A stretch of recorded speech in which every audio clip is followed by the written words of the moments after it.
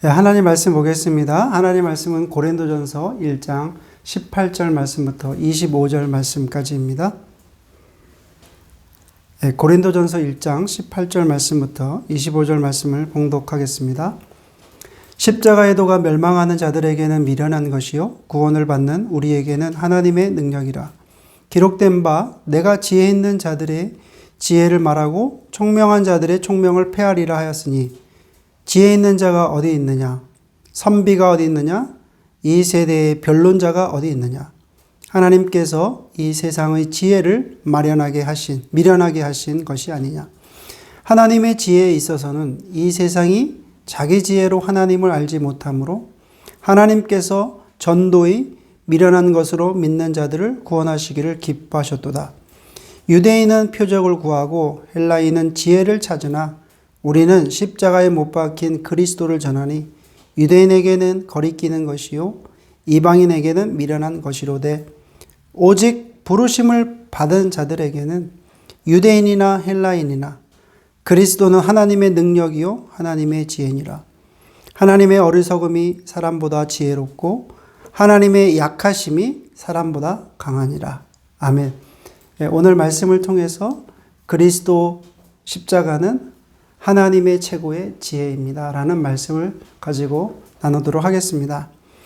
여러분, 사단이 인간을 유혹해서 넘어지게 하는 방법 중 가장 많이 쓰고 가장 널리 알려진 방법 중에 하나가 바로 분열입니다.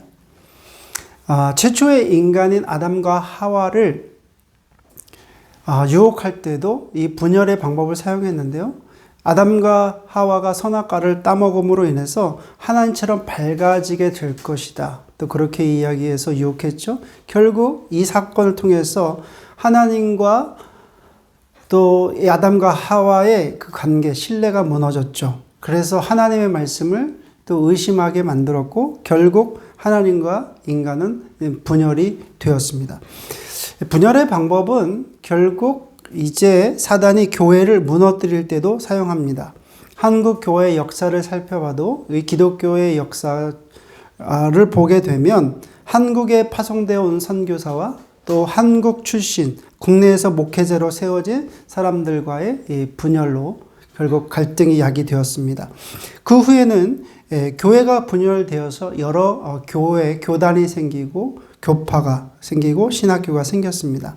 밴쿠버에 있는 한인 교회들도 보면 바로 분열로 시작되었습니다. 교회가 세상의 걱정이 된 것입니다.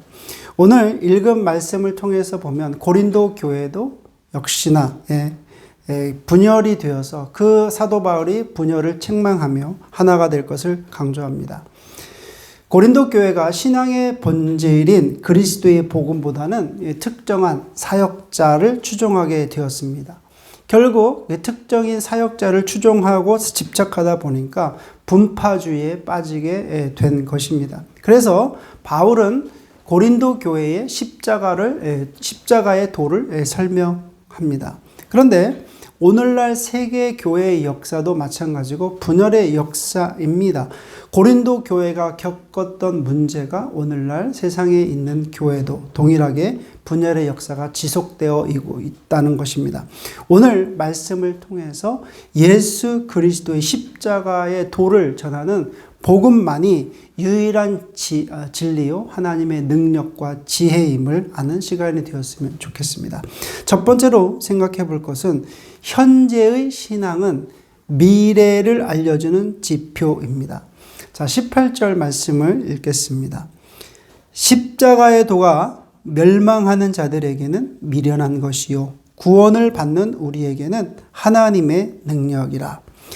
멸망하는 자들에게는 미련하고 그리스도의 십자가가 미련하게 보이지만 구원을 얻는 우리에게는 반대로 능력이 된다는 것입니다.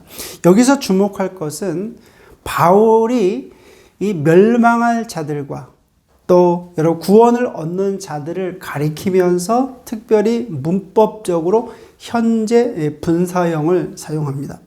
왜 바울은 이 문장을 쓰면서 왜 현재 분사를 사용했을까요? 이것은 모든 사람에 대한 멸망과 구원은 하나님에 의해 창세 전에 선택이 되었습니다. 동시에 구원은 예수 그리스도의 재림으로 이제 마지막 날에 완성될 것입니다. 그렇다면 이 구원의 과정에서 인간이 해야 될 일이 아무것도 없을까? 여러분 한번 생각해 보시기 바랍니다. 우리의 삶과 구원과는 아무런 관계가 없고 아무런 책임이 없을까요? 그렇지 않습니다. 왜냐하면 하나님께서 인간을 창조하실 때 로봇이나 인형으로 창조하시지 않았다는 것입니다. 자신의 삶에 아무런 책임이 없는 그런 존재로 만드시지 않았다는 것입니다. 인간에게는 자신의 삶에 책임을 지는 자유의지가 있다는 거예요. 그러므로 이제 오늘 내가 무엇을 할 것인지, 또 어떻게 살아가야 될 것인지, 또 어떤 길을 선택해야 될 것인지 거기에 대한 자유의지가 인간에게는 있다는 것입니다. 우리의 구원과 이것은 절대적인 관련이 있고 미래에 대해서도 관련이 있다는 것입니다. 그래서 현재의 삶이 중요한 거예요. 현재가 없이는 미래가 없잖아요. 그래서 이 땅에서 지금 현재 내가 어떻게 살아가는 그 모습이 미래가 어떠할 것인 것을 알려주는 지표가 된다는 것입니다. 그래서 사도 바울은 멸망하는 자들은 오늘 이 땅에서도 십자가를 미련하게 본다, 이렇게 설명하고 있는 거예요.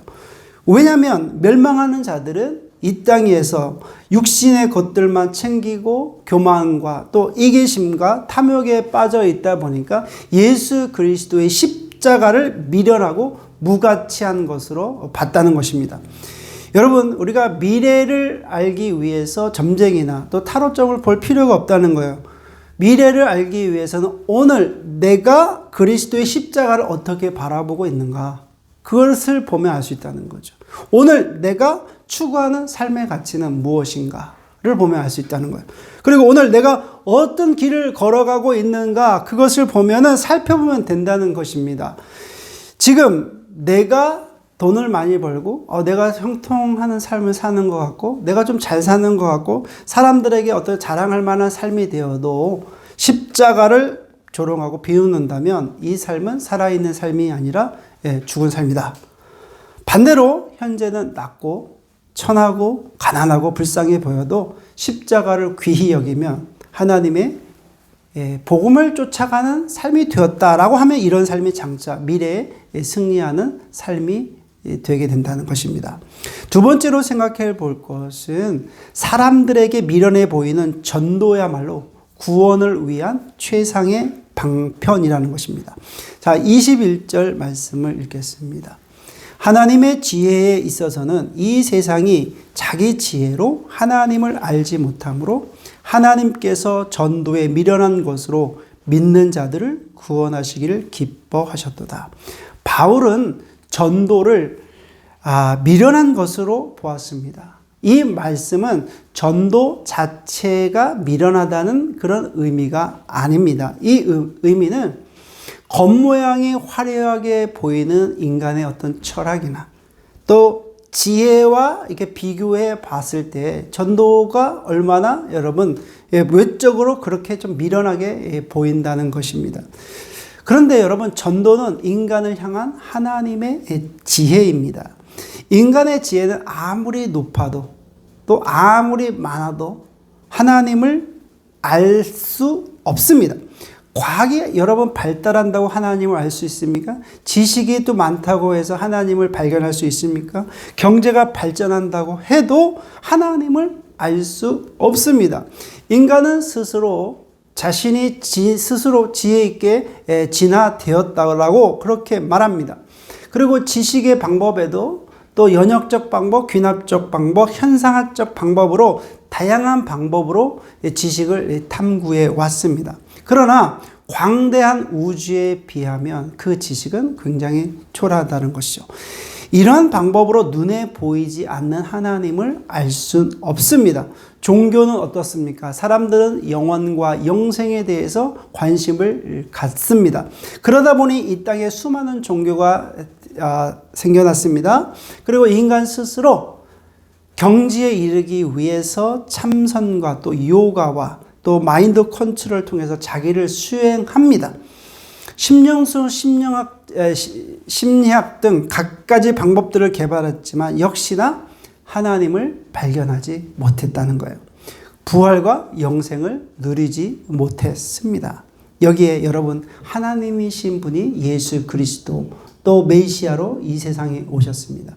유대인에게도 나타나셨지만 예수님을 만난 유대인조차도 예수님을 알아보지 못했어요. 예수님을 메시아나 또 선지자로, 또 어떨 때는 여러분 예레미야나 이사야 정도의 선지자로만 봤지 메시아로 인정하지 않았다는 거예요. 이런 관점에서 보면 단순한 복음 선포라는 것은 결국 그 복음 선포를 통해서 하나님의 은혜를 깨닫게 된 것이 또 얼마나 감사한 것인지 우리가 알 수 있잖아요. 여러분, 단순한 여러분 이 복음 선포를 한번 생각해 보십시오. 여러분들이 예수 그리스도를 어떻게 믿게 되었는지 단순한 한번 복음 선포를 생각해 보십시오. 예수님에서 대해서 전했잖아요. 여러분들은 들었잖아요. 단순히 여러분 들은 것에 대해서 여러분들은 믿은 것밖에 없습니다. 어떤 노력이나 지식이나 재물이나 또 권력도 필요 없잖아요. 복음 전도는 하나님께서 준비하시고 예비하신 최고의 지혜입니다. 여러분, 이것을 우리가 기억하면서 만나는 사람들에게 복음을 전하시기를 주의 이름으로 축원해 올립니다. 여러분, 복음 전파는 최고로 쉽고 또 최고의 지혜임에도 불구하고 엉뚱한 곳에서 진리를 찾는 사람들이 참으로 많습니다. 그래서 그들에게 올바른 구원의 길을 제시하시기를 바랍니다. 세 번째는 성도가 전할 것은 오직 십자가의 복음뿐입니다. 22절, 23절 말씀입니다. 유대인은 표적을 구하고 헬라인은 지혜를 찾으나 우리는 십자가에 못 박힌 그리스도를 전하니 유대인에게는 거리끼는 것이요 이방인에게는 미련한 것이로되. 여기서 유대인은 표적을 구한다라고 말씀하고 있는데, 그렇게 말한 이유는 유대인들은 메시아를 기다렸습니다. 근데 메시아의 조건은 어떤 조건이냐면 이적이나 표적을 행하는 메시아를 기다린 거예요. 헬라인은 지혜를 찾는다라고 본문에서 말씀하고 있는데, 헬라인들은 철학자들의 후예로서 언제나 지혜에 대한 사랑을 구하고 또 언제나 그들은 새로운 지혜를 찾고 있었다는 거예요. 이런 유대인과 헬라인들에게 십자가에 못 박힌 예수 그리스도를 전한다는 것이 조롱의 대상이 되었다는 것이죠. 그렇지 않겠습니까? 십자가에 못 박힌 예수 그리스도는 유대인들에게 있어서 메시아로서는 자격 미달이에요. 메시아가 될 수 없습니다. 헬라인들에게 있어서 십자가는 사용 도구요, 어리석음의 극치입니다. 그럼에도 불구하고 사도 바울은 그리스도의 십자가만을 전했다는 거예요. 십자가에 달린 예수 그리스도만이 구원의 유일한 길임을 선포했다는 거예요. 다른 길은 없다고, 오직 예수 그리스도를 통해서만 하나님께로 갈 수 있다고 선포했다는 것입니다. 사도 바울의 복음 전파가 주는 오늘날의 교훈은 무엇입니까? 오늘날의 사람들은 과거의 유대인이나 헬라인처럼 그런 것을 구하는 게 아니잖아요. 그런 것에 관심이 있는 것이 아니잖아요. 눈만 뜨면 오늘날의 사람들은 돈에 집착합니다. 투자를 한다든지 증권을 산다든지 아니면 경제, 또 아니면 여러분 부동산, 뭐 이런 시장에 집착합니다. 어떤 이들은 권력에 목말라 있죠. 여러분, 세상의 전쟁에 끊이지 않는 이유는 땅을 차지하고 싶어하는 어떤 욕망 때문에 그렇습니다. 어떤 이들은 스타에 목말라 합니다. 연예인에 목말라하고 스타의 모든 행동을 따라합니다. 그리고 자기가 좋아하는 스타에 연구하고 또 좋아하는 것을 넘어서 중독하고 또 그것을 자랑스럽게 이야기하고 또 그것을 들은 사람들은 또 다른 스타를 동경합니다. 이런 사람들에게 예수 그리스도의 복음을 전한다는 것은 완전히 비웃음과 조롱의 대상이 되죠. 그렇죠. 관심이 완전히 다르잖아요. 이런 사람들에게 죄인을 사랑한 하나님의 사랑의 어떤 복음을 전한다는 것은 비웃음과 조롱의 대상이 됩니다. 그렇다면 이런 상황에서 성도는 어떻게 행동해야 됩니까? 이런 사회적 현실에서 우리 성도들은 어떻게 복음을 전해야 됩니까? 복음의 변화를 줘서 어느 정도 세상과 타협하고 또 세상의 이야기를 어느 정도 맞춰주고 또 받아주고 그러다 보면 동성애까지 받아줘야 됩니까? 종교다원주의를 어느 정도 받아들여서 다른 종교에도 구원이 있다라고 그렇게 말해야 됩니까? 아니면 복음을 적극적인 사고 방식으로 이해해서 구원을 이 세상의 어떤 물질의 복으로 전해야 됩니까? 구원을 여러분 이 세상에서 높은 가치, 높은 자리에 올라가는 것으로 복음을 전해야 됩니까? 긍정적인 사고를 가지면 많이 돈 벌고 축복받고 잘 살고 돈의 복이 들어온다고 그렇게 복음을 전해야 되겠습니까? 사람들이 죄에 대한 어떤 심판을 두려워하니까 심판이 없는 복음, 또 십자가의 고난이 없는 복음, 그런 복음을 전해야 되겠습니까? 회개가 없는 복음을 전해야 되겠습니까? 그럴 수는 없다는 거예요. 그럴 수는 없습니다. 심판이 없는 복음, 회개가 없는 복음, 십자가의 고난이 없는 복음은 변질된 복음입니다. 예수 그리스도 외에는 십자가 복음 외에는 다른 복음이 있을 수 없습니다. 그러므로 어떤 일이 있어도 성도는 변질된 복음을 따라가거나 혼합된 복음을 쫓아가면 안 된다는 거예요. 세상이 무엇을 원하든지, 세상이 무엇을 바라든지 구하든지 성도는 오직 예수 그리스도의 십자가 복음을 전해야 될 줄 믿습니다. 이제 여러분 점차적으로 세상은 더 혼탁해진다는 거예요. 이 혼탁해진 세상에서 하나님의 복음을 증거하시는 여러분들이 되시길 주의 이름으로 축원해 올립니다. 사람들이 여러분 결론입니다. 24절 말씀입니다. 오직 부르심을 받은 자들에게는 유대인이나 헬라인이나 그리스도는 하나님의 능력이요 하나님의 지혜니라. 오직 부르심을 받은 자들에게는 헬라인이나 유대인들이나 모든 사람들이나 십자가에 달리신 그리스도가 하나님의 능력이 되고 하나님의 지혜가 된다는 말씀입니다.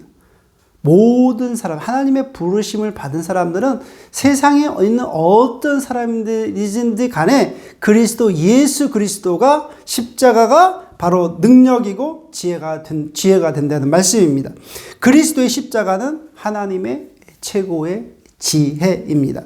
그리스도의 십자가는 하나님께서 인간을 구원하시기 위한 최고의 지혜예요.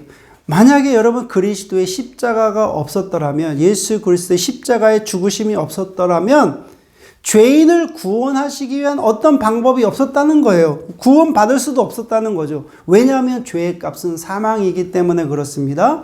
죄의 값은 사망이에요. 죄로 말미암아 죽을 수밖에 없습니다. 근데 이것을 충족할 수 있는 길은 죄 없으신 예수 그리스도께서 죄를 대신해서 죽을 수밖에 없었다는 거죠. 그래서 그리스도의 십자가가 하나님의 구원의 우리가 능력임을 알고 믿고 깨달아야 되고 더욱더 예수 그리스도의 십자가를 의지하는 신앙생활을 해야 된다는 것입니다. 오늘 말씀에서 사도 바울은 세상 사람들이 그토록 비웃고 웃고 조롱하고 거절하는 그리스도의 십자가가 최고의 능력이고 최고의 지혜라고 말씀하고 있다는 거예요. 오늘 말씀을 듣는 모든 분들이 영적인 눈이 떠지시기를 주의 이름으로 축원을 올립니다. 그래서 주님의 십자가만을 바라보기를 원합니다. 날마다 우리와 함께 하시는 성령님을 통해서 하나님의 성령님께서 우리에게 주시는 사명을 감당하고 하루하루 살아가시기를, 그래서 복음을 증거하는 삶이 되시기를 주의 이름으로 축원해 올립니다. 기도하시겠습니다. 하나님 아버지 감사합니다. 오늘 주신 말씀을 통해서 예수 그리스도의 십자가 복음이 하나님의 최고의 지혜임을 알게 하시고 또 우리에게 주어진 삶의 자리를 통해서 하나님의 복음을 증거하는 하나님의 거룩한 백성이 되게 하여 주옵소서. 우리 가운데 분열이 있다면 하나님의 성령님께서 화평으로 하나가 되게 하여 주시고 또 하나님의 영광을 드러내는 우리의 삶이 되게 하여 주옵소서. 예수님의 이름으로 기도드립니다. 아멘.